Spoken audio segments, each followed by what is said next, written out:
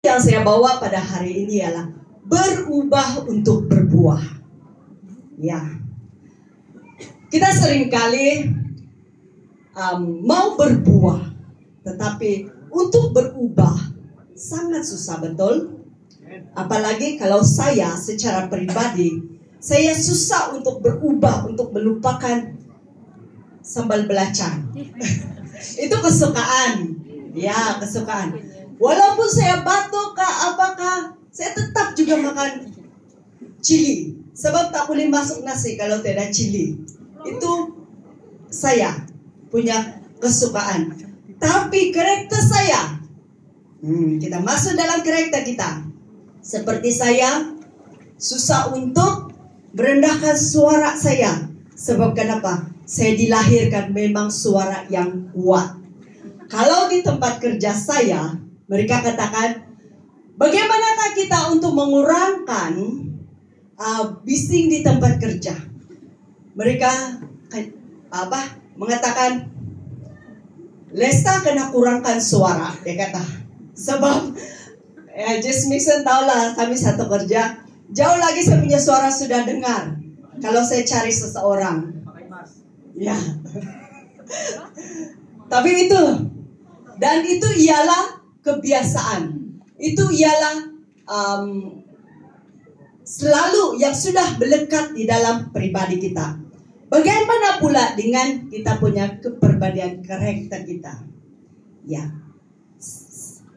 saya tidak nafikan kita seringkali susah untuk melupakan kebiasaan-kebiasaan seperti amarah, seperti sesuatu yang suka menyakitkan hati orang lain, ya, suka merendah-rendahkan orang lain.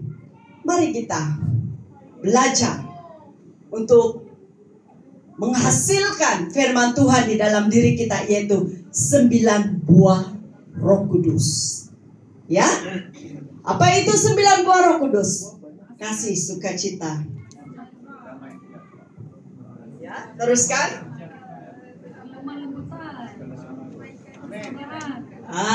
Akhir sekali, penguasaan diri. Ya, jadi apa yang saya mau tekankan dalam firman ini ialah berubah untuk berbuah ialah memiliki hati yang benar-benar berubah supaya ia akan menghasilkan buah, yaitu kehidupannya menjadi berkat bagi orang lain dan semakin serupa dengan Kristus. Amin. Jadi saya kena percaya setelah kita belajar pada malam ini, mari kita bertekad di dalam hati kita, Tuhan, saya memohon kekuatan untuk berubah. Sebenarnya kita ada kemauan, tapi tiada kekuatan. Jadi kita datang kepada Kristus, kita meminta kepada Tuhan, karena ini adalah kerinduan Kristus untuk kita lakukan supaya kita berubah dan berbuah. Amin. Sesuai dengan kita punya misi dan visi gereja kita, yaitu kita melayani di marketplace. Jadi kalau kita tidak berubah di dalam kenyamanan kita, kebiasaan kita, kita susah untuk menerusi misi dan visi di dalam gereja kita. Jadi saudara, jangan ayah susahlah saya berubah. Sebenarnya seperti tema gereja kita tahunan kita ialah bergerak bersama Roh Kudus. Jadi kita mempelajari bagaimana pekerjaan Roh Kudus. Kita meminta Roh Kudus, kekuatan Roh Kudus untuk berubah. Amin. Haleluya. Di dalam Roma 12 ayat 2 mengatakan, janganlah kamu menjadi serupa dengan dunia ini, tetapi berubahlah untuk pembaharuan budimu, sehingga kamu dapat membedakan manakah kehendak Allah, apa yang baik, yang berkenan kepada Allah dan yang sempurna. Amin. Saya kena percaya kalau kita punya Roh Kudus, kita punya Tuhan, kita mau bersandar sepenuhnya kepada Tuhan, kita gampang, kata Indonesia, senang untuk berubah. Ya, jadi saya kena percaya firman Tuhan dalam Roma 12 ayat 2 ini mengatakan, janganlah kamu menjadi serupa dengan dunia ini. Betul? Kita bukan di dunia selamanya. Amin. Kita akan bertukar kerajaan, yaitu kerajaan di surga nanti. Jadi kalau kita tidak berubah, kita mau serupa dengan dunia, lambatlah kita sentiasa mengalami suasana dunia. Apa suasana dunia sebenarnya? Suasana dunia ialah kita nampak dunia sekarang sangat kacau bilau. Amin. Betul? Bukan amin, jangan amin. Betul? Jadi kalau kita punya hati untuk berubah, kita harus membaharui pribadi kita agar kita sama seperti Kristus. Haleluya. Mari kita masuk ke dalam lagi. Berubah untuk berbuah merupakan kehendak Tuhan. Bagi setiap orang percaya, inilah kehendak Tuhan yang kita harus jalani dalam kehidupan kita. Jangan katakan, memang saya macam ini, susah untuk berubah. Kalau kamu katakan seperti itu, sahlah kamu tidak dapat berubah. Amin. Jadi, saya yakin dan percaya setelah kita mendengar firman Tuhan pada hari malam ini, kita punya hati kerinduan untuk berubah agar kita menjadi buah yang lebat. Haleluya. Dalam Matius 3 ayat 8 mengatakan, jadi hasilkanlah buah yang sesuai dengan pertobatan. Sekali lagi saya katakan, jadi hasilkanlah buah yang sesuai dengan pertobatan. Di sini saya tekankan pertobatan. Apa yang harus kita tobatkan di dalam diri kita, saudara? Saya tidak tahu apa yang kamu harus tobatkan. Hanya kamu sendiri yang menjawabnya. Saya tahu apa yang saya harus tobatkan. Tapi puji Tuhan, setelah saya mendekatkan diri dengan Tuhan, setelah saya meletakkan kasih saya dengan Tuhan, setelah saya melekat di hati Tuhan, secara otomatis itu sangat mudah untuk kita berubah. Karena kita ada kesadaran, karena Roh Kudus yang berkata-kata melalui diri kita. Haleluya. Dalam Yohanes 15 ayat 1 hingga 8 mengatakan, saya baca, akulah pokok anggur yang benar dan Bapakulah pengusahanya. Setiap ranting padaku yang tidak berbuah dipotongnya, dan setiap ranting yang berbuah dibersihkannya supaya ia lebih banyak berbuah. Kamu memang sudah bersih karena firman yang telah kukatakan kepadamu. Tinggallah di dalam aku dan aku di dalam kamu. Sama seperti ranting yang tidak berbuah dari dirinya sendiri. Kalau ia tidak tinggal pada pokok anggur, demikian juga kamu tidak berbuah.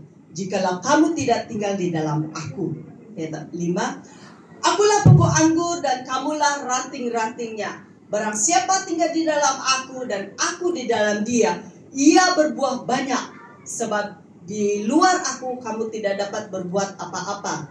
Barang siapa tidak tinggal di dalam aku, ia dibuang di luar seperti ranting dan menjadi kering.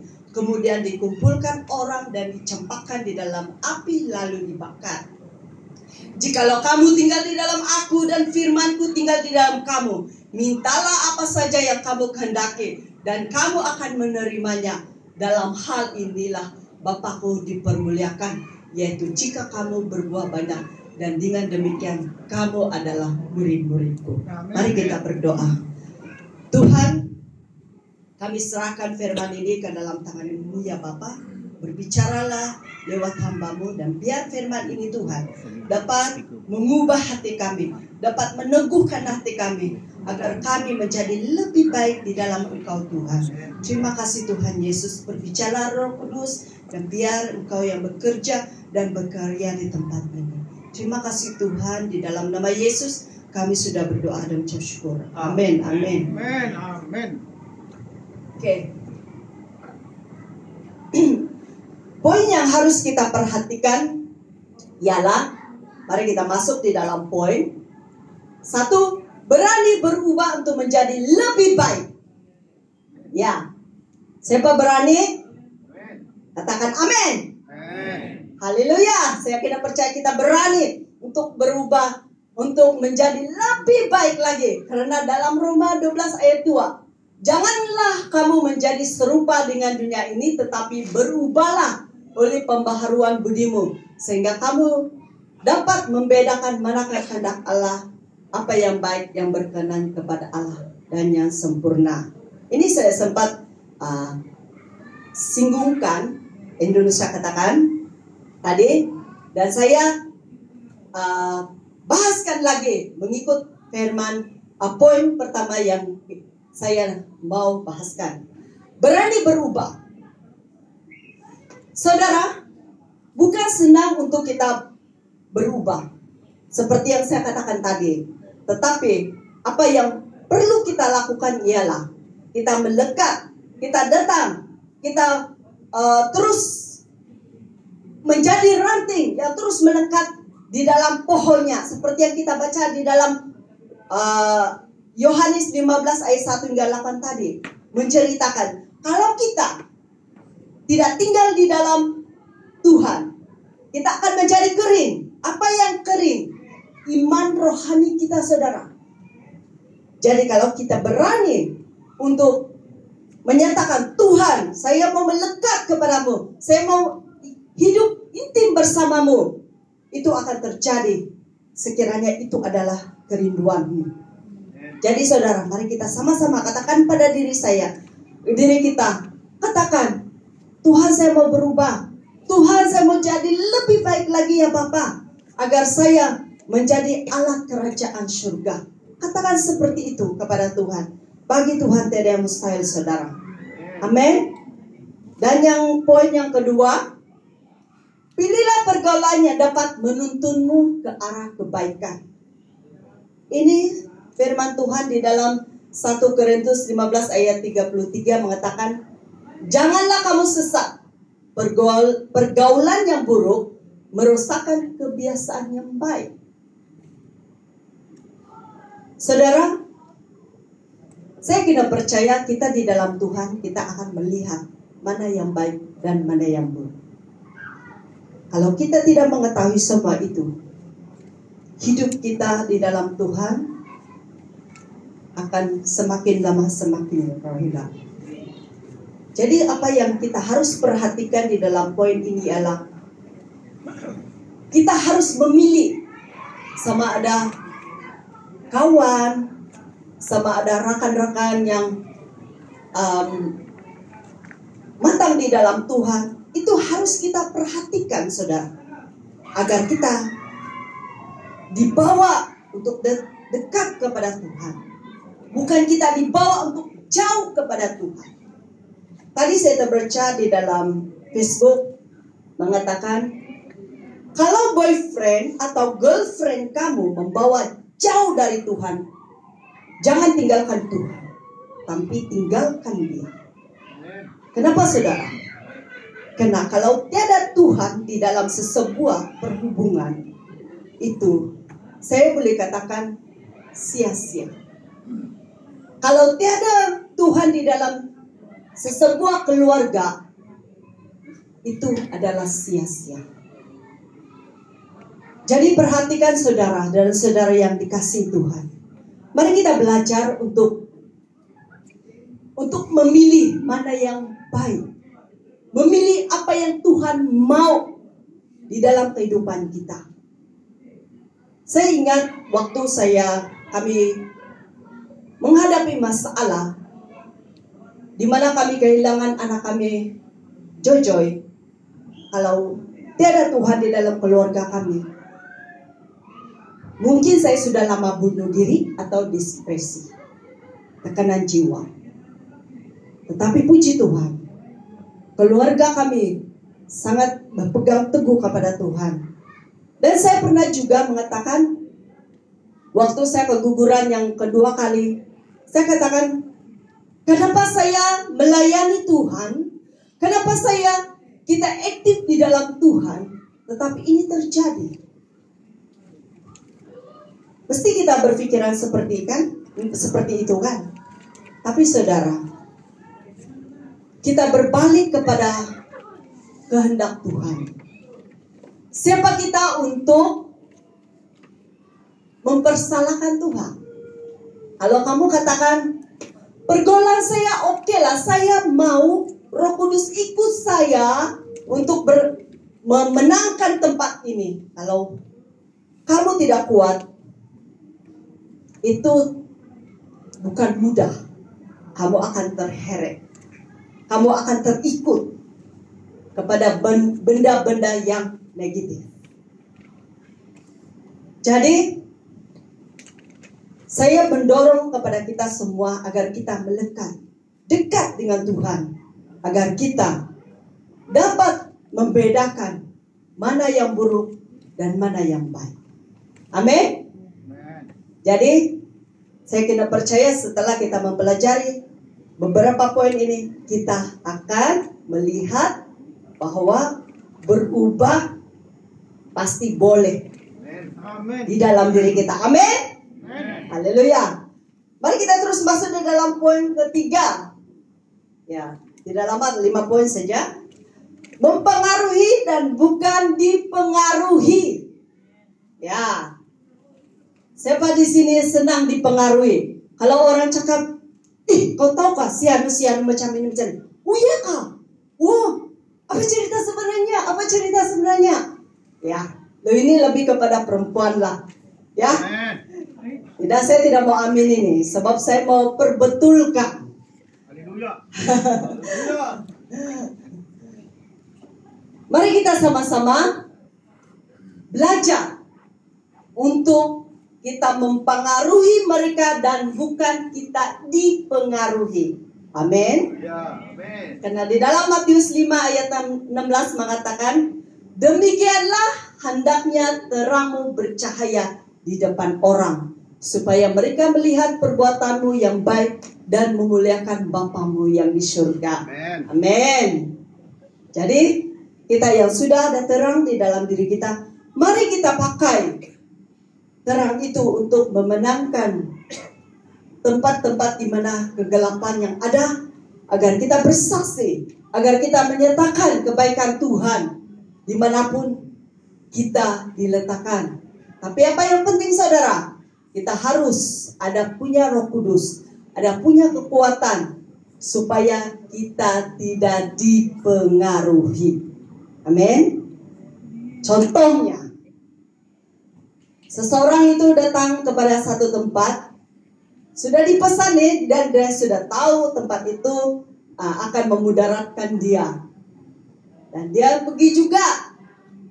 Setelah dia terjebak, setelah situasi yang sudah pura-puranda, baru dia menyesal. Jadi maukah kita seperti itu? Sebab kita tidak boleh berundur lagi kalau kita sudah ke tempat itu dan sudah terjebak. Kita menyesal pun kita tidak dapat mengembalikan keadaan yang seperti sedia kala. Kita harus kena bayar harga. Ingat, kita harus kena bayar harga. Maukah kita seperti itu? Kalau kita tidak mau seperti itu, kita tekankan dalam diri kita, biar saya mempengaruhi dan bukan dipengaruhi. Kalau kamu melihat itu kelemahan, kamu jangan pergi. Kamu katakan, saya tidak mau. Senang saja, katakan saya tidak mau. Sebab kita tahu kelemahan kita kan. Jadi saya kena percaya kita akan menjadi seorang yang mempengaruhi dan bukan dipengaruhi. Oke, next. Yang keempat, kunci perubahan adalah datang kepada Tuhan. Seperti kesaksian tadi yang saya katakan tadi. Kalau saya tidak, kan saya cakap dengan Tuhan, dengan suami saya, kenapa saya melayani Tuhan? Kenapa saya aktif di dalam pelayanan? Tapi kenapa saya mengalami seperti ini? Puji Tuhan, saya ubah pikiran saya datang kepada Tuhan. Saya katakan, Tuhan, saya minta maaf atas segala apa yang keterlanjuran yang saya perkatakan. Satu masa, waktu baru anak kami dikubur, suami saya sibuk dengan GST. Ya. Dan bos saya sudah katakan, manajer saya sudah katakan, Lesta, kamu ambil cuti berapa lama pun tak apa. Yang penting kamu tenang, baru kamu dapat, ada ketenangan, baru kamu datang ke tempat kerja. Tapi baru saya satu hari keseorangan di rumah, saya seperti orang gila. Sekejap menangis, sekejap merenung, sekejap menangis. Itu saya punya kelakuan. Dan satu masa saya marah dengan Tuhan. Saya cakap, Tuhan kejam. Saya benci dengan Tuhan, saya kata macam itu. Satu masa Tuhan tegur saya. Saya sudah lama tidak mau berdoa. Saya sudah lama tidak mau berhubung dengan Tuhan. Saya mau katakan, saya mau jauh dari Tuhan. Apa guna? Saya tidak mau dekat dengan Tuhan. Dan satu masa Tuhan jamah hati saya. Saya berdoa, saya sudah ada kerinduan. Ya, itu pekerjaan Roh Kudus kepada saya. Dan Tuhan, Roh Kudus berkata, kamu doa. Kamu sampai bila seperti ini. Apa yang saya buat tahu? Saya main game. Sampai level ke level. Saya main game. Suami saya doa 4 pagi, dia kejutkan saya tidak bangun. Saya tarik selimut, saya tutup.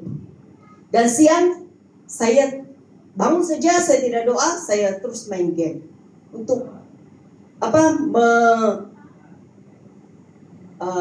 mengelirukan perasaan sedih saya. Tapi saudara, itu tidak mujarab, kata kita sekarang. Itu tidak mujarab, malah lebih saya macam depresi, tekanan, perasaan. Mau gila pun ada. Ingat mau bunuh diri pun ada. Ingat mau mati saja. Saya cakap kalau saya mati, saya sama-sama dengan anak saya. Satu masa, Roh Kudus katakan berdoa.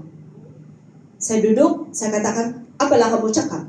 Saya sudah tidak bercakap yang Tuhan, saya bersyukur Tuhan.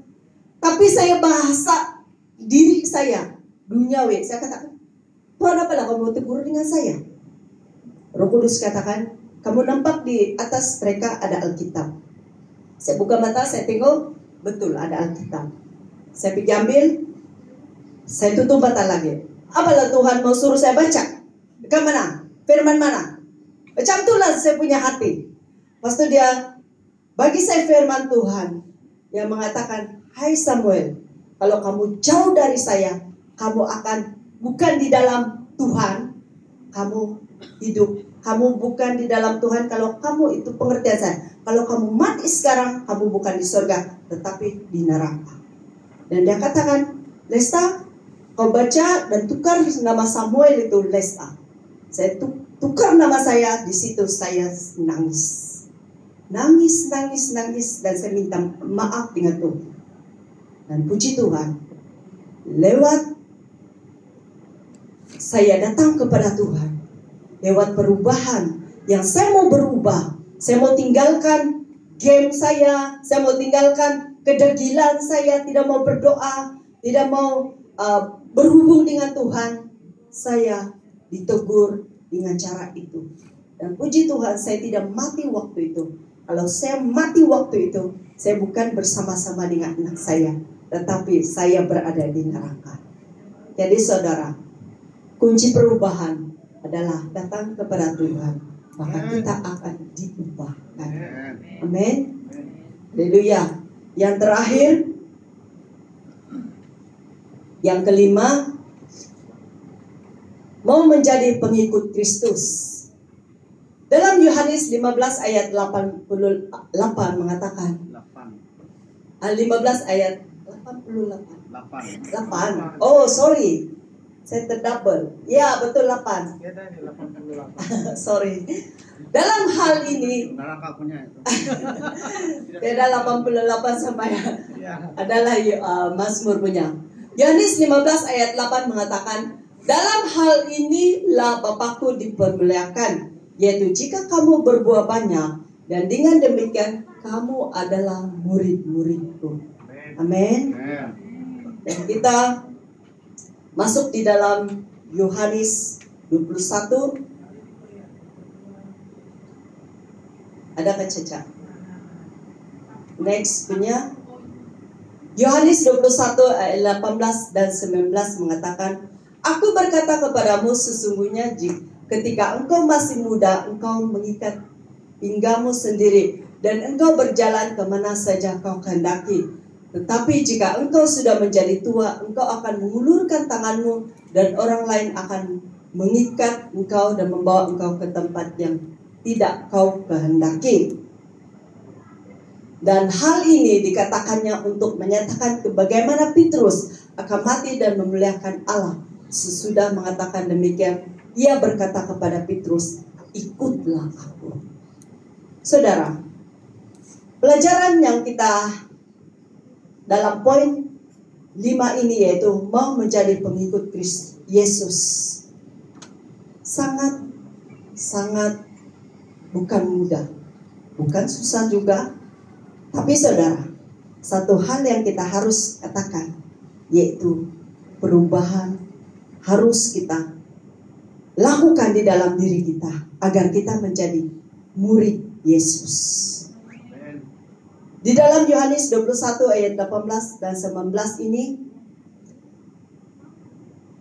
Yesus katakan kepada Petrus saat itu. Tetapi saat ini Yesus mengatakan kepada kita, benar saudara, saya bertanya pada Roh Kudus, Tuhan apa yang kamu katakan di dalam firman ini? Betul, kalau kita masih muda, kita gegah berjalan sendiri. Ya, tapi kalau kita sudah tua, kita akan meminta orang lain menuntun kita ke jalan. Menuntun kita ke jalan. Sebab kita tidak mampu. Jadi saudara, sewaktu kita masih muda lagi, biar kita pakai kekuatan kita untuk terus melayani Tuhan. Supaya apabila kita tua nanti, kita ada kekuatan dari segi rohani kita. Agar kita bukan ke tempat yang sangat menyakitkan, tapi kita tetap di dalam hadiratnya Tuhan. Tetap di dalam pimpinannya Tuhan. Oleh itu, di sini Yesus mengatakan kepada Petrus, ikutlah aku. Jadi saudara, perkataan ini Tuhan katakan kepada kita, mari kita sama-sama ikut Yesus sampai selama-lamanya. Amin. Jadi kesimpulannya, untuk dapat berbuah, kita perlu berubah melalui pembaharuan budi dengan melepaskan hal-hal keduniawian yang hanya menghancurkan iman kita kepada Tuhan. Apa yang penting ialah kita punya kerinduan untuk melakukan apa yang baik dan menyenangkan hati Tuhan. Amin. Jadi apa keduniawian yang mengikat kita saat ini? Mungkin kita sudah jauh dari Tuhan. Mungkin kita sudah meninggalkan kebiasaan yaitu berdoa kepada Tuhan. Mungkin kita terlalu memikirkan kepentingan diri kita sendiri, bukan lagi perasaan Tuhan. Jadi saudara, malam ini kita sama-sama ditegur agar kita meninggalkan keduniawian itu di dalam diri kita. Dan kita datang kepada Tuhan. Kita menyatakan kerinduan kita kepada Tuhan. Dan melakukan apa yang baik dan menyenangkan hati Tuhan. Jadi saudara, saya kena percaya setelah kita belajar 5 poin ini, yaitu berani berubah untuk menjadi lebih baik. Kedua, pilihlah pergaulan yang dapat menuntunmu ke arah kebaikan. Ketiga, mempengaruhi dan bukan dipengaruhi. Keempat, kunci perubahan adalah datang kepada Tuhan. Dan kelima, mau menjadi pengikut Yesus. Sebelum kita masuk di dalam kita menyembah Yesus. Saya ada video. Kita tengok sejenak untuk peneguhan bagi kita semua. Sampai bila kita akan mengikuti Yesus? Sampai selama-lamanya, saudara. Sampai Tuhan panggil kita.